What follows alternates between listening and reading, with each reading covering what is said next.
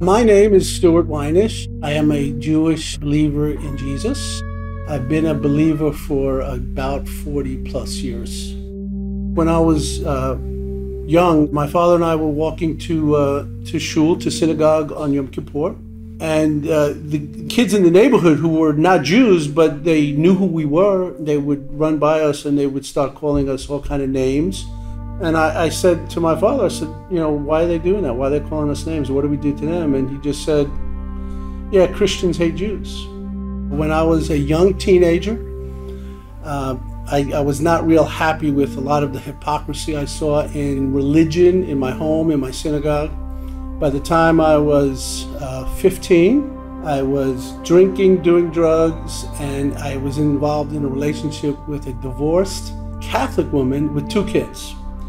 And I thought, how much more rebellious could a good Jewish boy be than that? Well, my girlfriend at that time became a believer in Jesus. So I was spending anywhere from 5 to 8 hours a day just reading the Bible.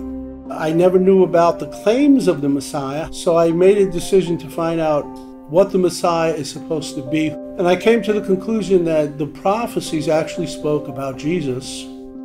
I went to church on Christmas Eve, and when I left the church that night, I became convinced that the devil was trying to trick me to become a Christian.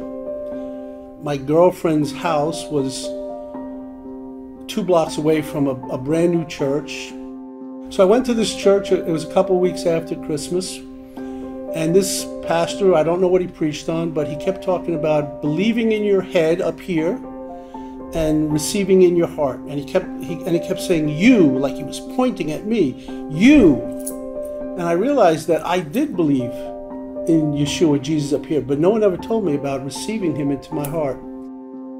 God is not done with Israel.